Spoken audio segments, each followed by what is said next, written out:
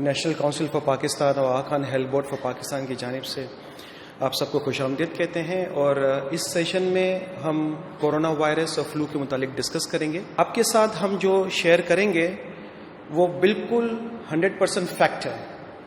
इसमें आपको कोई भी चीज़ ऐसी नहीं मिलेगी कि व्हाट्सएप पे हमें ये मैसेज आ गया, फेसबुक पे ये मैसेज आ गया। नहीं, जो WHO और Aga Khan university, John Hopkins university, Harvard university से जो गाइडलाइंस AQ में हमने तैयार की हैं वो फैक्ट आपके सामने शेयर किए जाएंगे। कोरोना वायरस ये एक फ्लू वायरस है। फ्लू क्या होता है? जैसे हम सबको होता है नज़ला, जुकाम, खांसी, तो कोरोना वायरस भी एक फ्लू वायरस है। तो जिस तरह से फ्लू के अंदर हम बीमार होते हैं, कोरोना के अंदर भी बीमार होते हैं। इसीलिए हमें पता नहीं चलता कि हमको कोरोना वायरस का फ्लू लगा है या किसी और वायरस का फ्लू लगा है। ये बहुत छोटा सा वायरस है। इसको आम माइक्रोस्कोप से हम नहीं देख सकते, इसको हम इलेक्ट्रॉनिक माइक्रोस्कोप से देखते हैं। बहुत छोटा वायरस होता है, तो हमको आंखों से भी नजर नहीं आता, माइक्रोस्कोप से भी नजर नहीं आता, इलेक्ट्रॉनिक माइक्रोस्कोप से नजर आता है। बहुत छोटा सा वायरस होता है। ठीक है। ये जो वायरस है, ये जो शुरू हुआ था, ये वुहान शहर में शुरू हुआ था, जो कि हुबे प्रोविंस का एक कैपिटल है चाइना के अंदर, और वहां से ये शुरू हुआ था। शुरू में से कहा गया कि ये जूनोटिक बीमारी है। जूनोटिक का मतलब ये होता है कि जो जरासीम जानवर से इंसान की तरफ फैलते हैं, उसको हम जूनोटिक बीमारी कहते हैं। तो शुरू में ये जूनोटिक था, जानवर से इंसान में फैला, और कहा जाता है कि ये वाइल्ड एनिमल से फैला है। वाइल्ड एनिमल में क्या आता है? जैसे सांप है, चिमगादड़, बैट्स वगैरह है, ठीक है ना। पेंगुलिन आजकल बड़ा नाम लिया जा रहा है कि साइंटिस्ट सोच रहे हैं कि शायद ये पेंगुलिन से फैला है इंसान की तरफ। तो शुरू में ये चाइना की तरफ था, जो वुहान और हुबे प्रोविंस की तरफ था, लेकिन फिर आस्ता आस्ता ये ईस्ट एशिया में गया, वहां से फिर ये ईरान की तरफ गया। ईरान की बॉर्डर पाकिस्तान से लगती है, अफगानिस्तान की बॉर्डर पाकिस्तान से लगती है।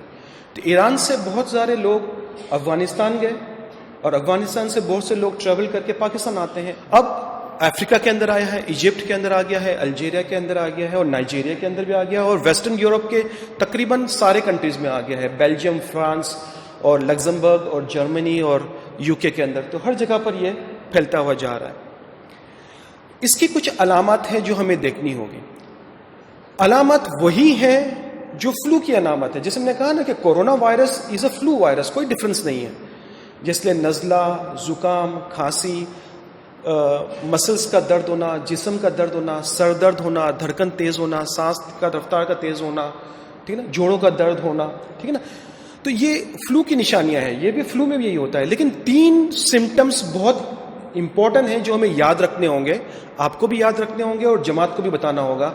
वो है बुखार का होना, खांसी होना और सांस लेने में तकलीफ, डिफिकल्टी इन ब्रीथिंग। ये 3 सिम्टम्स अलामत ऐसी हैं जो हमें याद रखनी होगी, ये जरूरी है। नज़ला जो होता है कोरोना वायरस में, वो हल्का फुल्का होता है, माइल्ड सॉर्ट ऑफ होता है। लेकिन खांसी, बुखार और डिफिकल्टी इन ब्रीदिंग, सांस में तकलीफ होना, तो ये मेन 3 कार्डिनल फीचर्स है, पैरामाउंट इंपॉर्टेंट है। इसमें आमतौर पर जो डेथ होती है वो उस वक्त होती है कि अगर नमूनिया हो जाए।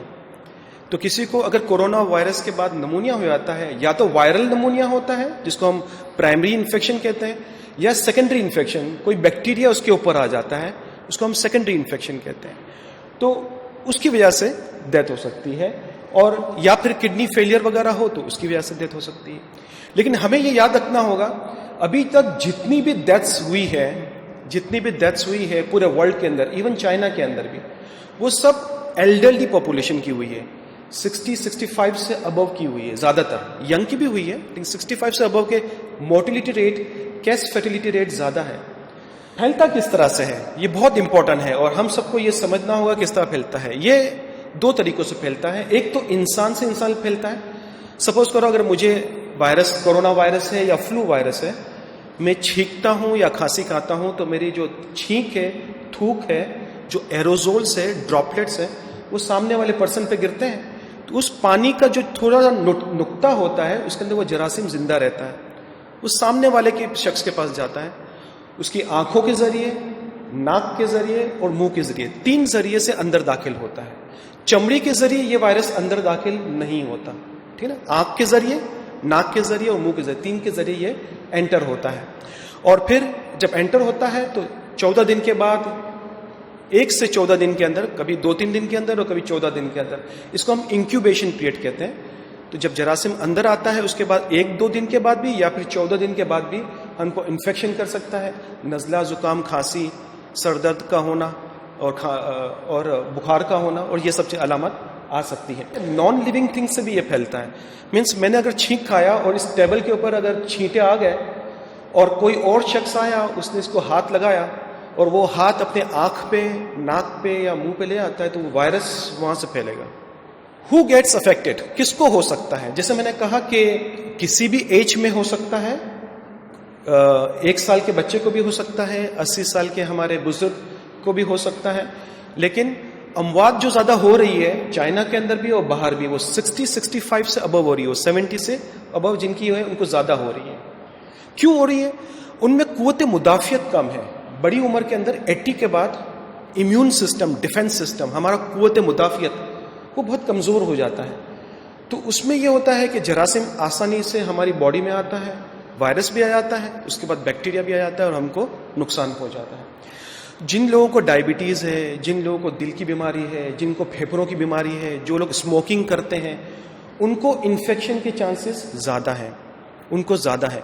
जिन लोगों ने ट्रेवल किया है, लेट्स से कि साउथ कोरिया से या इटली से या चाइना से, या ट्रेवल किया है, हांगकांग से ट्रेवल किया है पाकिस्तान के अंदर, और उनको बुखार हो गया है, तो उनके जरिए किसी और को भी फैल सकता है, राइट। तो विद इन 14 डेज, ये याद रखिएगा, इंक्यूबेशन पीरियड 14 डेज का भी है, ठीक।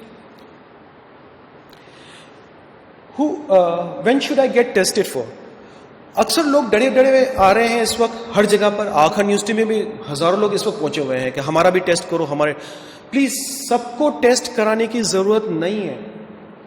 अगर आपको फ्लू भी है, अरे भाई, जो फ्लू होता है वो करोड़ों वायरसेस से होता है, कोरोना उसमें से एक वायरस है। तो हर एक लोगों को टेस्ट कराने की जरूरत नहीं है। हाँ, अगर कोई शख्स ट्रेवल करके चाइना या साउथ कोरिया या इटली से यहां पर आता है, उसको नज़ला जुकाम खांसी होता है, आप उसके कांटेक्ट में आते हो, तो आपको टेस्ट कराने की जरूरत है, नंबर 1।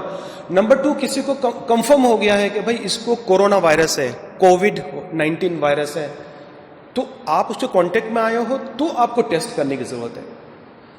हम सबको टेस्ट कराने की जरूरत नहीं है। इवन हल्का फुल्का फ्लू हो जाए तो भाई, फ्लू की जो सबसे बड़ी वजह है वो तो इन्फ्लुएंजा वायरस है। लाखों करोड़ों वायरसेस, फ्लू वायरसेस, सबको टेस्ट कराने की जरूरत नहीं है, ठीक है।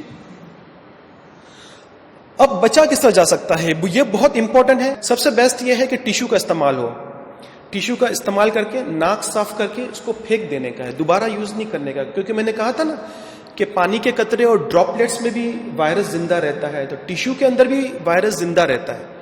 इस्तेमाल करके इसको फेंकना है, और ऐसी जगह पे फेंकना है जिसको हम कहते हैं क्लोज्ड कंटेनर। ओपन कंटेनर नहीं होना चाहिए, क्लोज्ड कंटेनर, ठीक ना। अब बहुत से लोग कहेंगे भाई टिश्यू तो नहीं है हमारे पास, बहुत से लोग गांव में रहते हैं या दूर दराज इलाकों में रहते हैं, तो उनको हम कह रहे हैं कि कपड़े के छोटे छोटे टुकड़े बना लें, स्मॉल पीसेस ऑफ क्लॉथ, नाक और साफ करके वो फेंक दें, ठीक ना। वो कहते हैं भाई ये भी बहुत महंगा पड़ रहा है, तो हम कहते हैं भाई आप यूं करो कि रुमाल इस्तेमाल करो, लेकिन उसको जल्दी जल्दी फेंक दिया करो। रुमाल बहुत खतरनाक चीज है, बी केयरफुल। सेम रुमाल नहीं यूज होना चाहिए।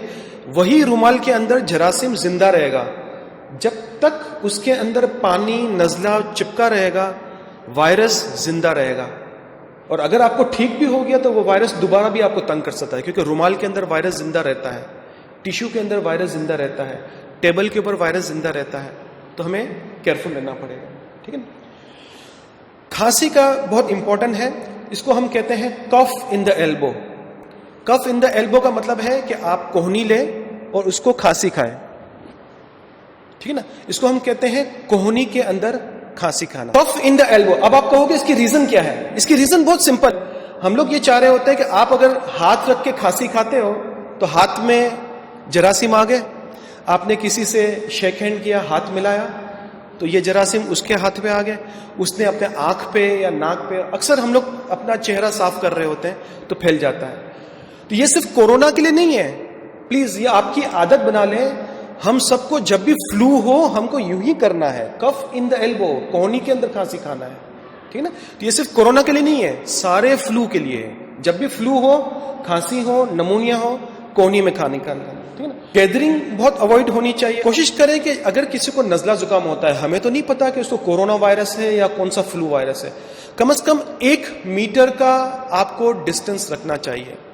1 मीटर का मतलब है 2.5 आर्म्स, तकरीबन 3 आर्म्स कह लें, आप अपने हाथ को कह लें, ठीक है ना। हमारी हाइट होती है तकरीबन 1.5 1.6 मीटर, तो हम लोग कहते हैं कि तकरीबन 2 आर्म्स 3 आर्म्स का आपका डिस्टेंस होना चाहिए।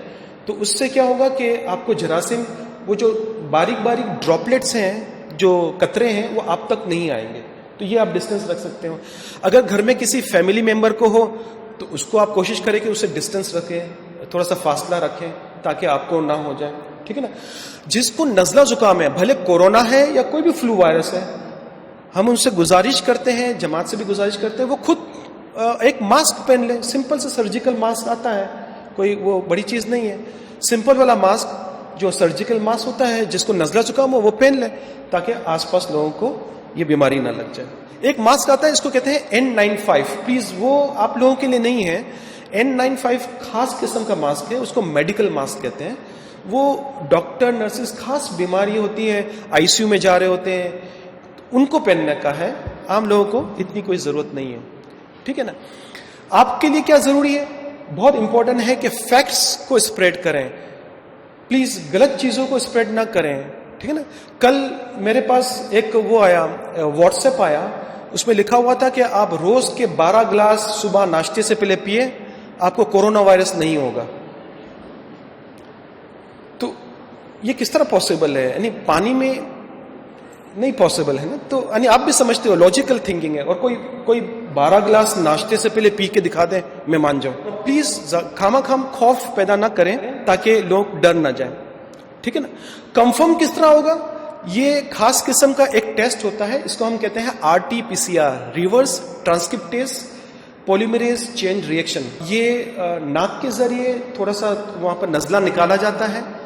खास ट्रेनिंग दी जाती है डॉक्टर नर्सेस को, खास मास्क पहनकर, N95 पहनकर, गाउन पहनकर, गॉगल्स पहनकर वो स्पेसिमेन लेते हैं। तो उसका खास तरीकाकार होता है। इसका रिजल्ट आमतौर पर 1 से 2 दिन में आ जाता है। Where can I get more information? इन वेबसाइट पे भी आप जा सकते हैं, जहां पर आपको मुख्तलिफ इंफॉर्मेशन, वीडियोस वगैरह और सब मिल सकती हैं।